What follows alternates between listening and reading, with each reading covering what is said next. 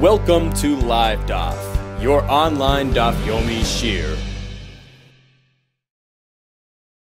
Shalom and welcome back to today's Daf Yomi. Brachos Daf Yotes, we're 3 lines from the top. Says the Gemara, Amar Rabbi Yitzchak, Kol ha'mesaper achrei hameis, one who speaks negatively about one who passed away. He disparages one who had already passed away. Ki'ilu mesaper achrei avin. It's meaningless. It's as though he spoke about a stone. Why is that so? Ikadamri, some explain, because the mace is not aware of what this person is saying, so it's meaningless. Ikadamri, some explain the reason is the yadi v'loy ichpaslu, although they are aware, nevertheless they don't really care about it, and therefore it's meaningless. It's as though he merely spoke about a stone. And he says, the Gemara, is that so that it's meaningless? But Amar Rav Papa, Chad, a story about one person, a fellow who spoke, Ishtoi Milse Basreid Mashmol. He spoke negatively regarding Mashmol after he passed away. And you know what happened? If a nafal kanya, a pole, a beam fell from mital, from the ceiling, from the roof, ubaza la'arnuk d'moiche, and crushed this man's, the encasing around his brain, la'arnuk d'moiche. So you see, he suffered a pretty severe einish, a retribution, as a result of him disparaging a Talmud Chacham after his passing. Says the Gemara, it's different. Shani tzubim rabbanon, a Talmud Chacham, a rabbinic scholar, is different. The kuchabrichu tava b'ikari, because Hashem Himself demands the honor of a Talmud Chacham. So that's a different case altogether. As we see in the following Gemara, Omar Rabbi Shimon Levi, kol hamesaper achar mitosan shel talmid chachamim, one who disparages achar mitosan, after their coffin, meaning after they pass away, after a Talmud Chacham passes away. What is the result? Neifel b'gehenim, he falls into Gehenim. Shenemar v'hamatim al-kalkuleisam, those who turn to al-kalkuleisam, to perverseness, they paint the Talmud Chacham in a negative light. Yelichem Hashem esper le'oven, Hashem will lead them to Gehenim. Concludes the pasuk, Shalom al Yisrael. What does this mean? Afilu b'shah sheshalom al Yisrael, even when there's peace amongst Yisrael. What does this mean? Even after the Talmud Chacham has already passed away, explains Tosfos, and there's no concern for machlekes, for arousing conflict and dispute. Nevertheless, since this person speaks negatively about Talmud Chacham, Yolichem Hashem esper le'oven, Hashem will lead him to Gehenim. Continues the Gemara. Tanad ve'rishmal, im ra'isa Talmud Chacham she'avar leila b'layla. Even if one witnesses that a Talmud Chacham is transgressing an Aveira at night, still there's no reason to paint him in a bad light. Al taharer achar b'yayim. Don't question him. Don't consider him don't think about him in a negative, don't paint him in a negative light. Al taharer achar b'yayim. Don't think about it by day anymore. Why? Shema asa tshuva, because perhaps he had already done tshuva. Says Zimor, Shema sal kadaitach. Maybe, perhaps, we're uncertain. No, elavada asa tshuva. We are certain that this Talmud Chacham, although you've seen him do something wrong, but by the next morning, he certainly had done complete tshuva. There's no reason anymore to look at him with that negative view. It says, this is concerning his own personal matters, if he was over an Avera, regarding his personal matters. But if it's regarding monetary matters, he was dishonest, he took somebody's money, then only until you see him actually returning the money, then you can be sure that he's back on the right path. Continues the Gemara. In 24 instances, Beis Din Menadin, the court, the Beis Din would excommunicate al kavod harav, on account of the honor of a teacher. Rashi explains that the teacher here is referring to either a Talmud Chacham, who's a teacher, or Hashem, who's considered a Rav as well. We found all of them in our Mishnah, that one who acts disrespectfully to a Rav, he is excommunicated.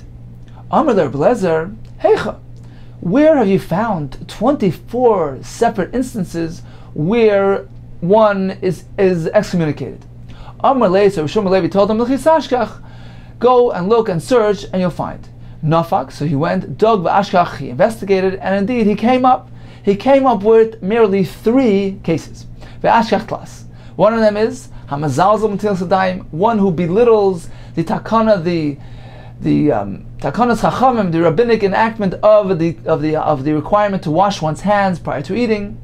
So one who belittles that, he's mizalzel on that, he is deserving of nidui. One who speaks disrespectfully after a Talmid Chacham passed away.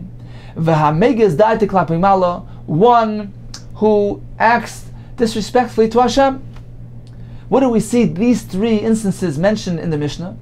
Says the Gemara, number one, one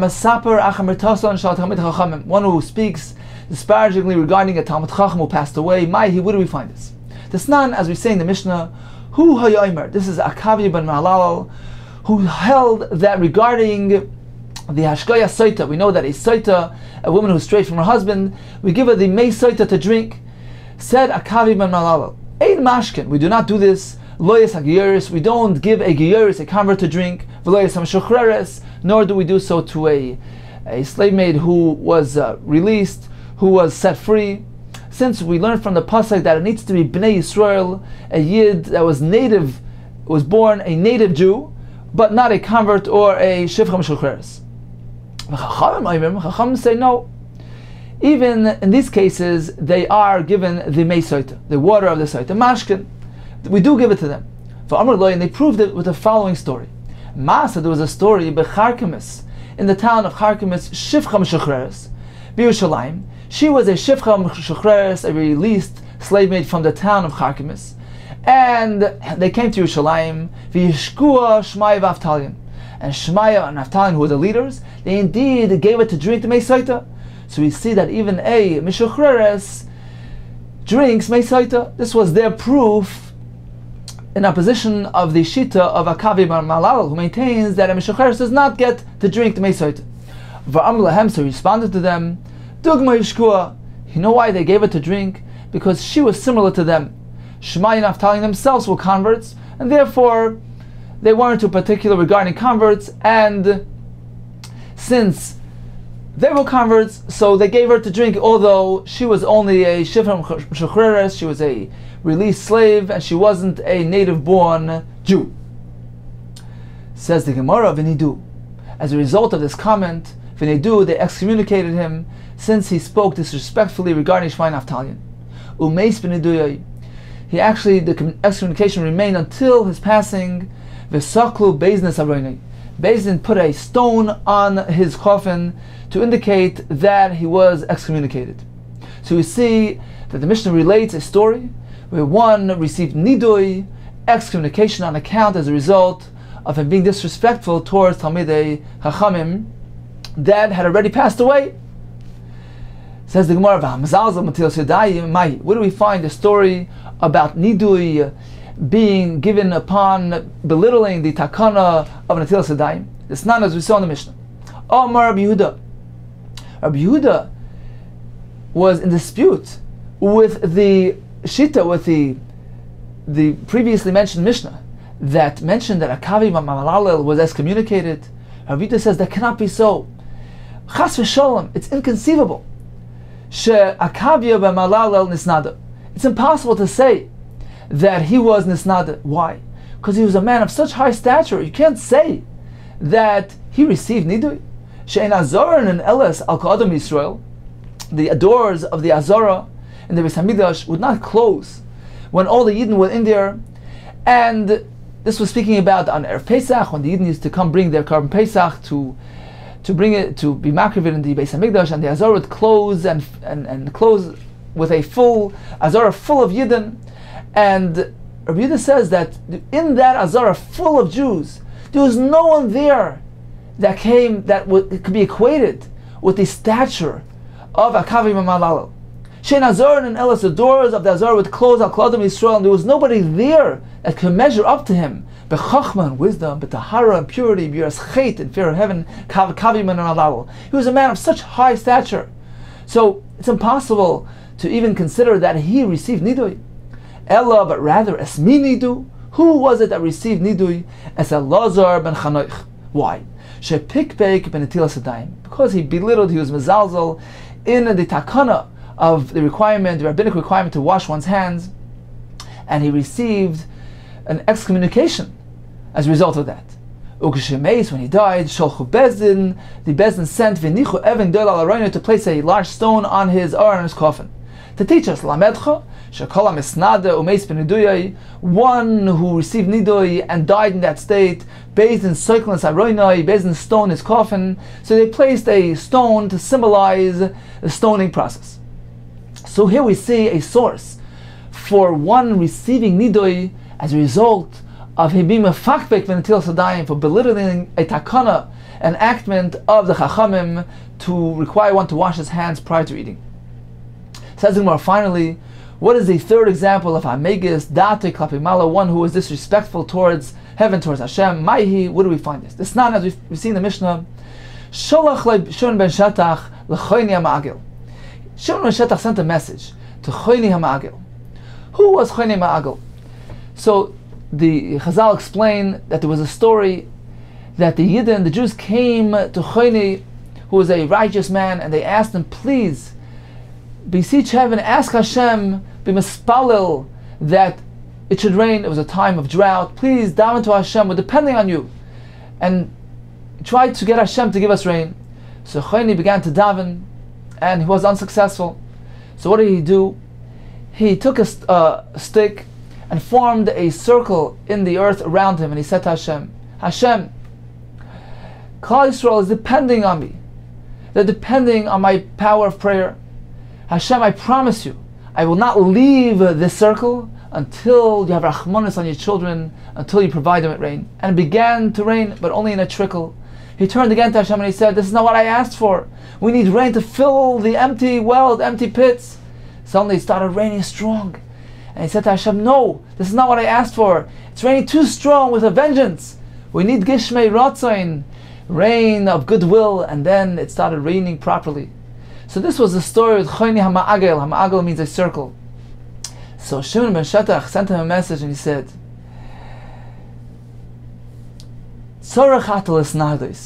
you are worthy of receiving nidui, excommunication, on account of you speaking in this manner to Hashem, badgering Hashem in this way of demanding.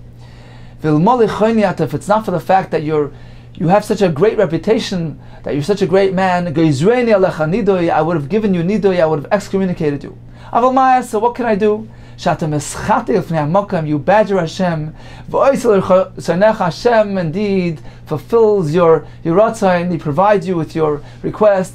Just like a ben like a son who badgers his father, and indeed he fulfills his wishes. Regarding you, the pasuk says the following: Yismach avicha v'imecha, your father and mother are happy and proud. V'soli, and the one who bore you is joyous. So here we see another example where one was deserving of excommunication as a result of him speaking disrespectfully to Hashem. Continues the Gemara, V'suleka. Is this the only example? Do we not find other examples of nidui? Va'ika, we found another story. The Tanir of Yosef, Toidos Ish Romi, there was a respected person in Rome, that he enacted a minhag as follows. Hinegas b'nei Romi, he made a minhag lachilon, that they should eat gdiyah mekulasim b'leilei psachim, a goat that was roasted in a manner which resembled the roasting of the Korban Pesach. They would take the inside, they would take the legs, and they would put it right next to the goat, and that's how they would roast it. And it was done in a similar fashion as they used to do the Korban Pesach. And the Chachamim disallowed that. They prohibited that, since a onlooker would erroneously think that this perhaps is a Korban Pesach, since it looks similar, and would conclude from this that one may eat kachim even outside the Beis HaMikdash. So they didn't like this type of minhag that he enacted. Shalach l'Shimon ben Shetach, he sent him a message to this person Toides, and he said, El Moli, Toides out, if not for the fact that you're a person of such high esteem, I would have given you nidui, I would have excommunicated you. Why? Because you're feeding Klal Yisrael kachim karbanis outside the Beis HaMikdash. Rashi explains, not literally feeding them, but it appears like a Korban Pesach, and therefore a person that's watching this could erroneously conclude that it's a Korban Pesach and come to eating a Korban outside the Beis HaMikdash. The Chacham prohibited this.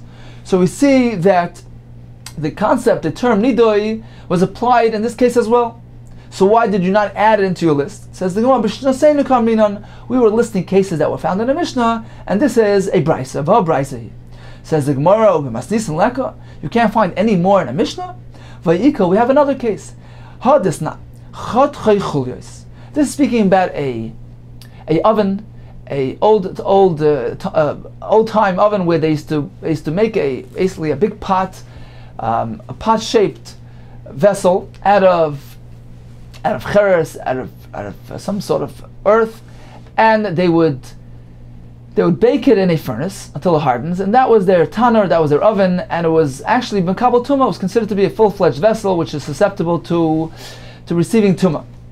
Now, what if a oven made of cheres becomes Tamei? Is there any way to be matayer, to purify it?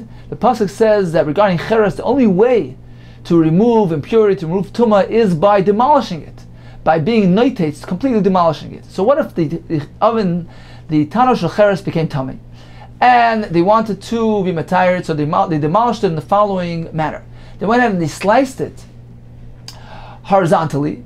They sliced it into a couple of sections, and at this point it's no more oven and it's tar, because it's not fit for use. Now they go ahead and they take some chol, they take some sand, and they insert it in between the sections. So it's being held together by sand, not held together by properly heated and furnaced earth. So it's simply sand that's holding it together. Does this have the status of a full-fledged oven, of a kli cheretz, which will be mekabel tumah going forward? Or perhaps, since it's being held together merely by chol, by sand, was never heated up in a furnace, was never baked again, so according to Rebbe, it has the status of a kli adama. It's just earth. It's not considered a kli cheres, and it is not mekabel tumah. So this was a machlekes between Rebbe Lezer, who was tired this type of tanner, this type of oven, and the Chachamim maintained, since the main portions of the oven are properly formed, therefore it is mekabel tumah. Continues the Gemara. There was a story in a Mishnah. Desnan choschoi chulyos. He sliced the oven into chulyos, into sections. V'nosan chol ben chulya chulya. He put sand in between these round sections. Rebbe Lezer matar. Rebbe Lezer says it's not a proper oven, and it is tahar. Even if something tummy touches it, it will not be mekabel tumah. V'cham no. Chachamim said, yes, it is tamei. It's considered to be a full-fledged kli cheres, which is mekabel tumah. V'zeu tanuroi shel achnoi. This is referred to the tanur of achnoi, a coiled snake. My achnoi. Why this term achnoi? Rav Yehuda Mar Shmuel Melamed. This teaches us shekifu halachas kachnoi. They surrounded Rebbe Lezer with proofs. They argued with him, they debated with him, and they proved to him that this oven has the status of a full-fledged oven. They surrounded him like a coiled snake, and they concluded that the oven should be mekabel tumah. Rebbe Lezer maintains his position. He defended his opinion. He held no, it is not mekabel tumah, and he was very forceful about defending his opinion, even against the majority. V'tanya, we learned in the Brisa, that day, he viewed kol taharos shetir Rebbe Lezer. They brought back they gathered, they assembled all the taharos, the food that was used in this oven that Rebbe Lezer considered to be a Torah oven. So everything that Rebbe Lezer allowed to be baked in this oven, according to Rebbe Lezer, is still Torah. The Chacham held they are tamei. So they brought all those foodstuffs, all those items that Rebbe Lezer considered to be Torah, v'sar from lefanov, and they burnt it in front of him to make a statement. At the end, they put him into excommunication because he was so forceful, and he made a big machlekes against the Roiv, the majority. And as the Rishonim explained, since they were sourced in a tradition, their opinion was based on a Mesorah, and his position was merely based on a svar and a logic, so he shouldn't have gone to that extent. So we see here a story mentioned in the Mishnah that a Chacham was excommunicated on account of him going against the Roiv, going against the majority. So why don't you list this in your examples? Says the Gemara, we don't find clearly stated in the Mishnah that there was a nidui here. Therefore, it doesn't say the word nidui. Therefore, it is not listed in the aforementioned list. Although we mentioned the word birchu, that if you pay attention, that was in the Tanya, that was in the Brachos. But in the Mishnah of Desnan Chos Choy, there's no mention of nidui. Therefore, it doesn't belong in our list. Says the Gemara, so we only have three really. Rabbi Shimon Levi gave an opening statement. He said, in 24 instances we find excommunication. We only found three. Again, says the Gemara, in 24 occasions, where have you found? Says the Gemara, Rabbi Shimon Levi medama milsa milsa. Rabbi Shimon Levi compared one instance to another, meaning, although we never found clearly mentioned nidui on 24 occasions in a Mishnah, however, Rabbi Shimon Levi found 24 different scenarios, different instances in the Mishnah where we find that nidui would have been a place.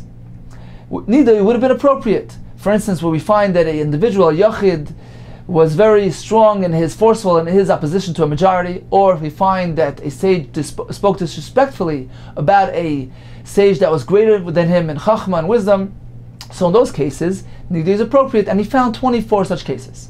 So that is the shita, the opinion of Rabbi Shimon Levi, who mentioned the number of 24.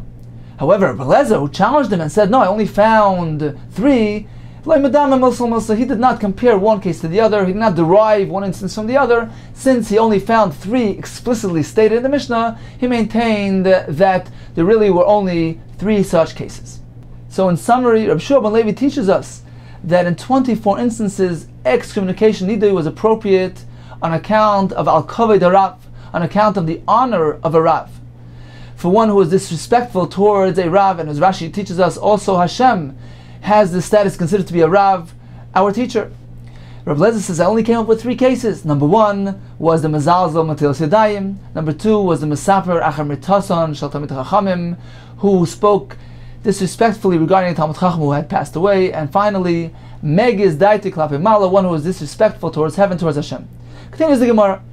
Noise Hamita B'Chulufein. Turn Rabbanim, we learned in the Brachos. Ein Moitzinas Hames Samel HaKrishma. We don't begin a funeral levaya right at the beginning of the eligible time to recite Krishma. We need to give the public some time to recite Krishma, and then we begin our funeral, for concern that if they don't recite Krishma now, they'll get involved in the levaya and they'll miss out on reciting Krishma. But if they already began, then we don't interrupt. We don't interrupt the funeral. Eini is that so that we don't begin a levaya at the beginning of the Zman Krishma of Rav Yosef Samach Krishma. They did begin his levaya. They took him out. They started escorting him Samach Krishma at the beginning of Zman Krishma. Says the Gemara, Adam Chashav Shani, he was a person of high esteem, and that is different. Continues the Gemara. Shalafnei Amita Ushlach Amita. Tana Rabbanim. Ha'oiskim behesped. Ones who are involved in hesped and eulogizing the mace. What is their status regarding Krishma? So it depends. When the mace is there, is present in front of them, they can't recite Krishma in front of him. So what do? Nishmat and echad echad. They absent themselves one at a time. They disappear, v'kur, and they read Krishma not in the presence of the mace. But if there's no mace there in front of them, so a public sits down and reads Krishma. And the Avel, the mourner, he sits quietly. They daven.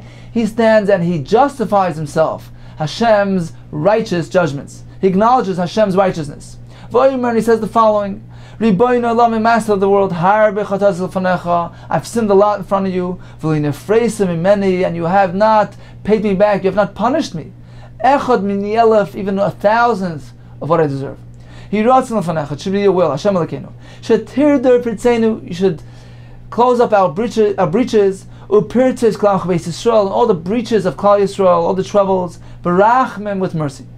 No, a person shouldn't use these words. A person shouldn't say that Hashem, really, I deserve much greater punishment, and you only gave me a little bit of what I deserve. He shouldn't speak like that. Why? The Amar Reb Shimon ben Lakish, V'cheintana mishmei Reb Yosi. La'olam al yiftach adam piv l'satan. The person shouldn't open his mouth for the Satan, for the Yetzer Hara. Meaning, the Satan acts as a prosecutor in the heavenly court. And if one goes ahead and expresses his guilt, so the Yetzer Hara has grounds for prosecuting him. He says, look, this person himself is admitting that he's guilty. So one is not meant to verbalize and express his deserving of punishment. Where do we see this? Where do we find this in a pasuk shenemar? Kimat kisdoim ayinu. We were like Stoim. We're in such a bad situation. We're compared like the people of Stoim. How did the Navi respond to them in Hashem's name? He said, Shimu dvar Hashem k'tinei Stoim. Listen to the word of Hashem, the chiefs of Stoim. So we see that being that they consider themselves guilty like the people of Stoim, they verbalized that term. Hashem indeed responded to them in kind and referred to them in that context. So we see that a person's words carry weight. The person should be careful not to incriminate himself with his own words. Continues the Gemara. The Mishnah says that if they have enough time on the way back from being koivrim, on the way back to forming the shura, the circle around the mourner to provide him with nichum, so if they have enough time in between the kvura and the shura to recite the entire Krishma, they must do so. The Mishnah implies that only if they have enough time to recite the whole thing. What if they only have enough time to recite a pasuk or a parsha? Should they do so? Let's see the Gemara. It sounds from the Mishnah, only if they can complete the whole thing, they must do so. Aval perak echad, they only have time for one portion. Or pasuk echad, one verse loy, they don't need to recite it. V'ramini, we find the brisa which teaches otherwise. Karvers ameis v'chazru. They're on the way back from Kvura. They're required to do so. So the Mishnah also meant so. If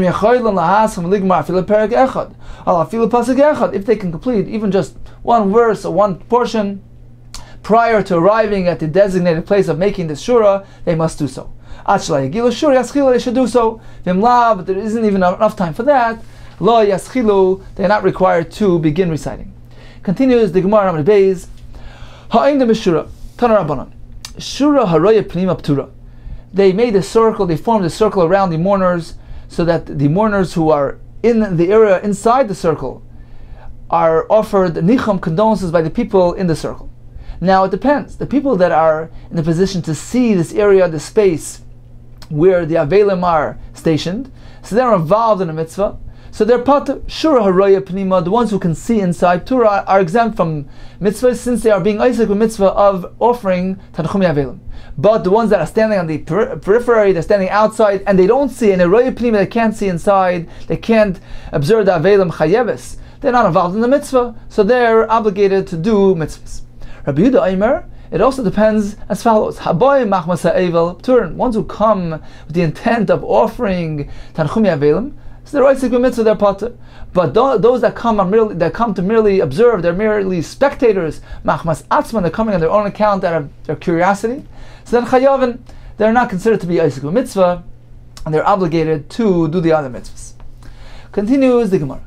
Omar Rav Yudah Marav, hamoitze kalayim bevigdoi. If one discovers that he has kalayim, the mixture of wool and linen, in his baguette, and he's walking in the middle of the street, Paishtan, he must remove them afilu b'shuk, even in the marketplace. Even though it involves embarrassment, nevertheless, human dignity cannot be equated to transgression of a avera. My time, what is the reason? Ein chachma, vein tvuna, vein etza.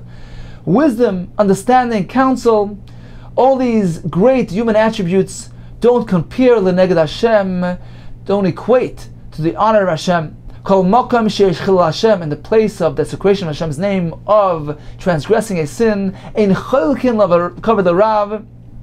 We don't forego Hashem's honor for the reason of honoring a rav. So we see here that even chachma, eitz and tfuna of a teacher who is full of these great qualities of wisdom, of understanding, of eitz, of counsel, he doesn't equate to chilul Hashem.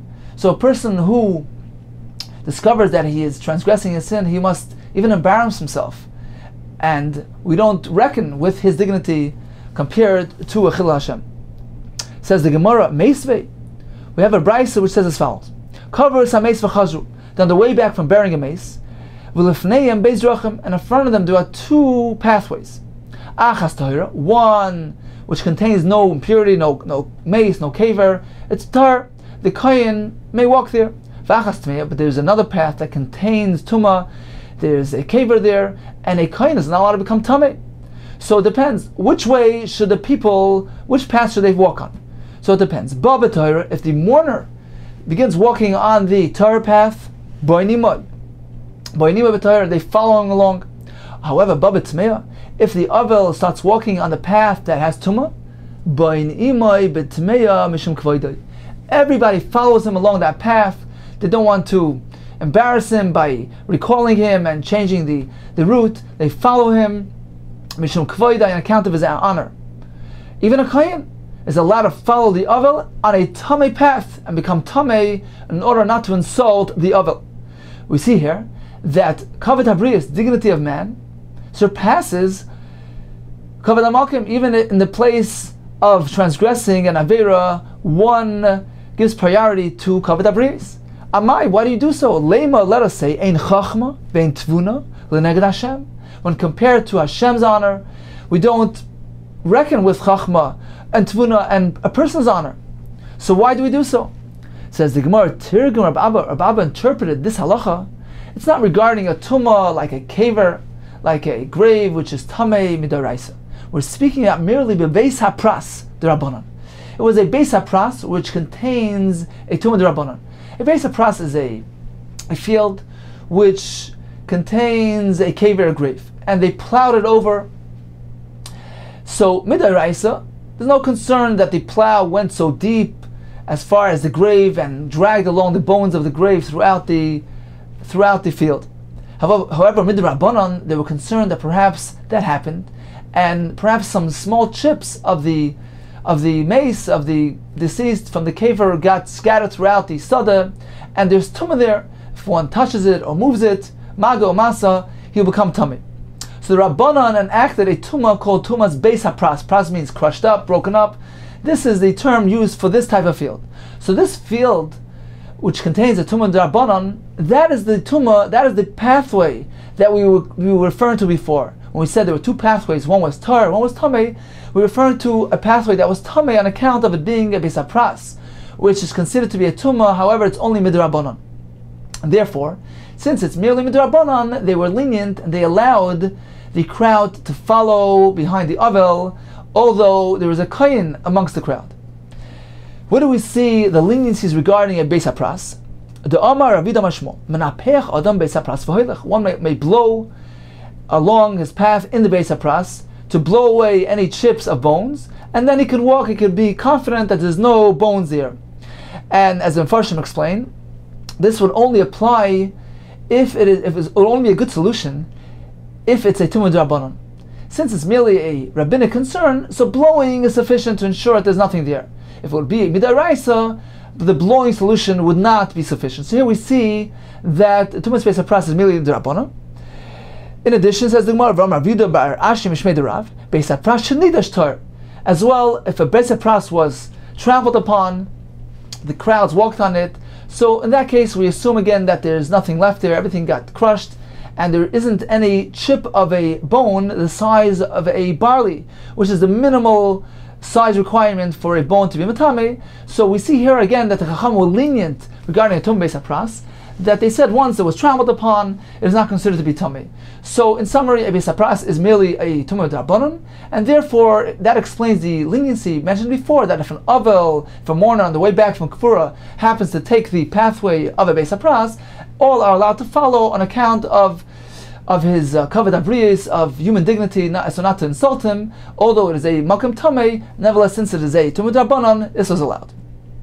But regarding a isur or tumah d'Oraisa, a biblical tumah, a biblical prohibition, certainly human dignity doesn't equate. And therefore, in the case of one who discovers kilayim on himself, even if he's in the marketplace, he must remove it at the expense of his own honor and dignity in order not to be over and aver. Continues the Gemara. Tanish Tashma, listen to this proof. The Omar of Lezer Tzaddik. He was a kohen and he said as follows: Medalgin hayinu al gabi arein shel mesim. We used to jump over the coffins of mesim, likras malchei Yisrael, in order to greet, to see the honor of the Jewish kings. Not only Jewish kings, even to see the honor accorded to non-Jewish kings. Why was it so important for one to see the procession, the fanfare associated with the kings? She'im yiske, so that if he merits, if he's zeiche, that la'asad lavai, in the world to come, he will see the honor, the great honor, much greater honor regarded to Mashiach and to Klal Yisrael. He will be able to differentiate, he will have a standard, a benchmark with what to measure the much greater honor accorded to us in the world to come, accorded to the future of Klal Yisrael. Yavchin ben Malchi Yisrael and Malchi Yaakam. He'll be able to differentiate between the honor accorded to the Geisha kings in this world and the honor accorded in the future in the world to come. So we see again that a Kohen was allowed to become Tameh. He walked over the coffin, the Aron, which is Matame bi oil. If one leans over a mace, he becomes Tameh. Tumah was allowed for the sake of honor. Says the Gemara, Mai, why was that allowed? Leima, we should apply the same rule of Ein Chachma, Ein Tvuna, Ein Eitzel, Neged Hashem. Person can't transgress an Aveira for the sake of a dignity and honor. Says the Gemara, there is different. Kid the Rava. The Amar Rava Torah Sahalacha. Dvar Torah, Min al Torah, oil, any roof, anything leaning over, any overhang, Sheyesh Bo Chalal Tefach, Choytes Vnei Tumah. If there's something impure, if there's a Tumah, and then there's a space of a Tefach above it, empty space, and then comes the roof, the overhang. So what happens then is that the Tumah only rises up until the oil, and no more, it interrupts the rise of the Tumah. So again, oil shekol sheyesh bo chalal tefach, if it has an empty space of a tefach above the Tumah, choytes v'nei Tumah. Then the oil that's above that tefach interrupts the Tumah and doesn't allow it to proceed. But if there's no gap of a tefach, then the Tumah just shoots through the oil, and the oil, the overhang, the roof cannot stop the Tumah from continuing. Now, for the majority of coffins, they would build it in a way that it would leave a gap of a tefach on top of the deceased. So in that case, the Tumah of the mace will not arise, will not extend past the roof of the Aron. So one who passes over the Aron does not contact any Tumah. However, this is Min HaTorah. However, Midrabanan, they were concerned perhaps that some people will not be meticulous about this, and since in some cases they do not leave the Chalal Tefach, and the Tumah will go through the covering of the oil, therefore the Chachamim enacted a decree Xera that all Aronis should be Matame, on account of those few that do not have the Tefach. And they will go there, all even on the Aron that has a Tefach, they will go to Tumah on account of those that don't. So, in conclusion, the concern about a coffin nowadays is merely D'Rabbanan. It is not a Tumah D'Oraisa, since the majority of Aronis have a Tefach, have a Halal Tefach, which makes that the roof, the covering of the Aron will stop the Tumah from continuing. So one who jumps over an Aron is not Tumah D'Oraisa, it's merely D'Rabbanan. So in this case, and indeed in the case of honor and dignity of kings, the Chachamim did not decree. So that explains the story of Elazar Tzaddik, that since it was only a D'Rabbanan, in a case of a D'Rabbanan we do reckon with honor and with dignity. But in a case of Kalayim, which is a D'Oraisa, honor and dignity do not compare, do not equate to transgressing of an Aver. Tashma, Gadol Kvod Abriyos, the dignity of a human being is great. It even surpasses and overpowers a loisa say in the Torah. Says the Gemara, V'amai, how could you say so? Didn't we just say Leima, ein chachma vein tfuna vein eisen neged Hashem? How could you make the statement that human dignity will do away with a loisa say? That is not so. Tirguma Rabbi Shava Kamei Rav Kahana, he explained, he interpreted this brisa that it's referring to belav loisasur. There's a lav in the Torah which says you should not stray, and regarding this lav, if one needs to transgress this lav, that is allowed if it is in a place of human dignity. Says the Gemara, we don't understand. Achichole, they laughed on him. What do you mean? Lav loisasur deraisi. This is a pasuk in the Chumash. How can you say that one may be over on the lav of loisasur for the sake of kavod abriyos? Amar Rav Kahana, 1 second, slow. Gavar Rabba Amar Milsa, when a great person says something, don't laugh at it. There must be some meaning, deeper meaning to what he said. This is really what he meant. He meant, Kol Mila de Rabbanan, all the rabbinic enactments and decrees, Asmechinu, they based it on this pasuk, Al Alav de Loisasur, meaning, Torah says, Hashem says, Lo yisasser, don't stray from what the Chacham will teach you. This enabled the Chachamim in the future to enact Gzeros and Takanis. It was based on this allowance. Hashem empowered them with this pasuk to enact their Takanis and their Gzeros. So what he was referring to, what Rav Kahana was referring to, Rav Shaba was referring to, when he told Rav Kahana that the pasuk, the brisa of God Kavod Abriyos, that human dignity surpasses a lav, he was referring to specifically this lav, the lav of Leisasa. What he meant to say was that it can negate, the human dignity can negate a takana d'Rabbanan, which is based on this lav. So what he's really referring to is a takana d'Rabbanan. He just turned it, he coined it in this way. He said that Kavod Abriyos is more powerful, is more weighty than a takanas hacham, which is based on the lav of Leisasa. However, the Rabbanan, in their decrees, they waived their takanos in a case where it is at the expense of a kavod abriyos, of human dignity. And Rashi explains, gives us some examples that we see that the Chachamim waived their takana, their gzera, when it was at the expense, when it involved kavod abriyos. L'mashal, Rashi says, being metaltal avanim b'Shabbos in order for to use in the Beis HaKisei, even though it's muksa, the Chachamim waived there is a muksa on account of kavod abriyos. Another case, Rashi says, if one discovers that his tzitzis became torn in the Carmelis, which is a place which is not a person can't carry in a Carmelis because of a D'Rabbanan. In that case, even though he's considered to be carrying, since his tzitzis is not kosher anymore, nevertheless, they did not obligate him to remove his clothing on account of human dignity. They waived the Issa D'Rabbanan. So, in conclusion, regarding Issa D'Rabbanan, yes, there was a waiver when it involves kavod abriyos, but not an issa d'oraisa. Tashma, I will bring you another right. V'salamta, one may hide himself. V'salamta mehem, you can hide yourself when you find a lost object, and you don't need to return it to the owner. Says the Brachos, what does this mean? Pa'amim shata mis'alei mehem. Sometimes, on occasion, you may hide yourself, or pa'amim, but other times you can't. She'enata mis'alei mehem. Sometimes you're allowed to ignore the aveda, the lost object, just leave it there, and you're not required to return it. And sometimes you are required. Haketzat. How do you explain the difference? Why sometimes yes, sometimes no? If this man who notices an aveda, finds a lost object, it's sitting in the middle of a cemetery, he's not allowed to go into a cemetery to be metam himself. So in that case, he may be misalim, ignore it, and just keep on going. He was an elder, this object that he finds is below his dignity for him to get involved with this type of object, and therefore he can be misalim, he can hide himself and ignore it, and is not required to return it. Or if the loss that this person would incur, he would lose from his salary, from his employment, if he has to spend all his time returning a very insignificant object, which is worth much less than the loss that he would incur. So then, in that case, he can just ignore it. So you see from here that the middle case of zakin, a person does not have to lower himself and embarrass himself in order to return somebody's lost object. He's ignoring a mitzvah. How could it be that one is allowed to ignore a mitzvah on account of his own honor and dignity? Says the Gemara, Shani Hossam, there is different. The pasuk clearly says, you're allowed to ignore the aveda.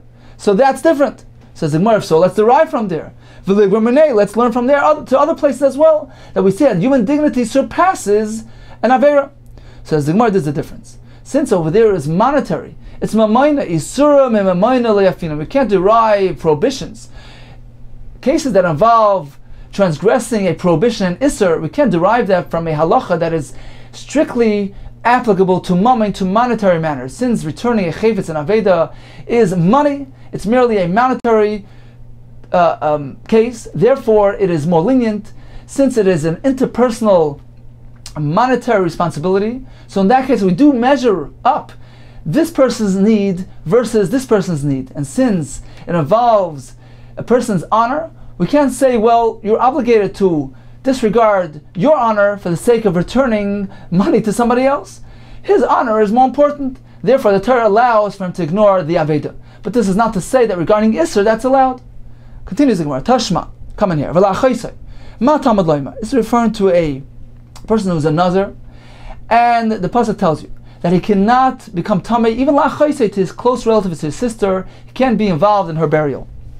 And the question is, why is it necessary for the Torah pasuk to stipulate since the pasuk already says that he may not be metame to his krovim, to all his relatives?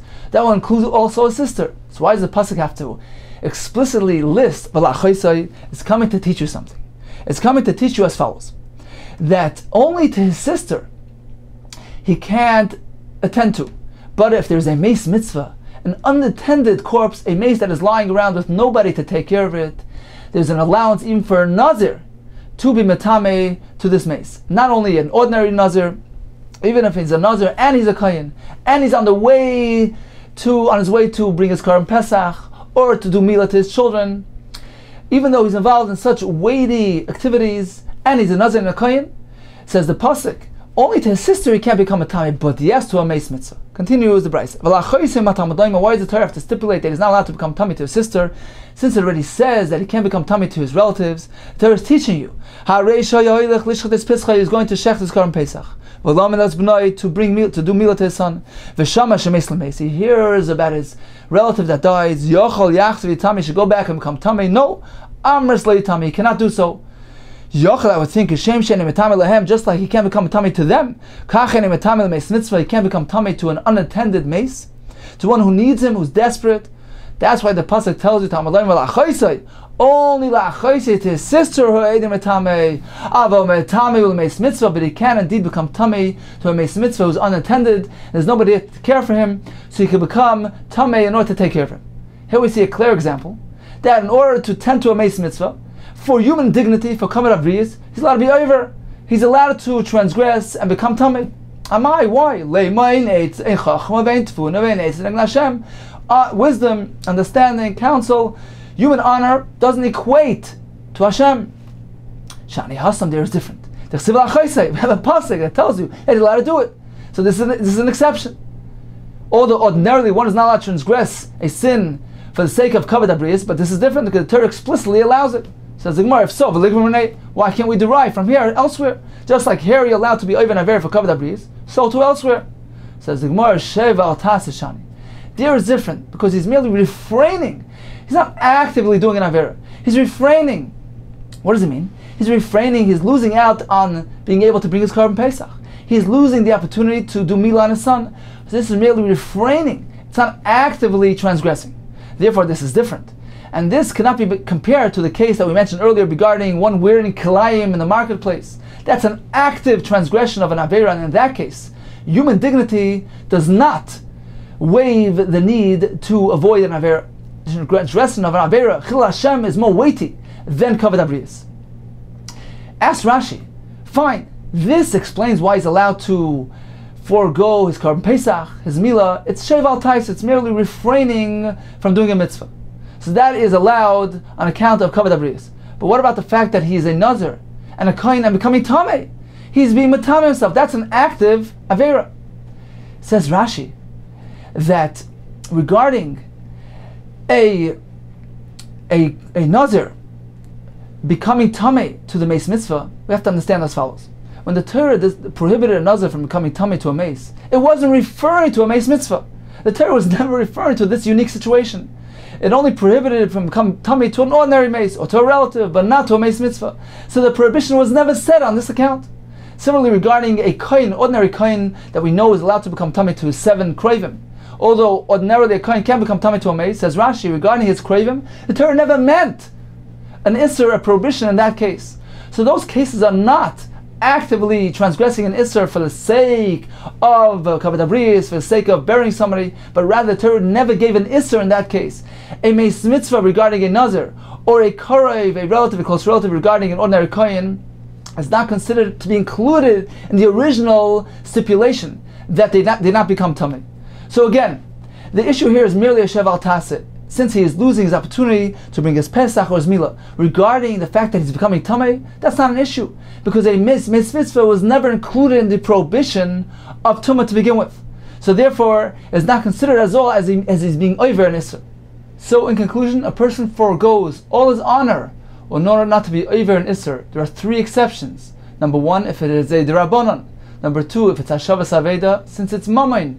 And number 3, if it involves merely refraining, shev va'al taseh.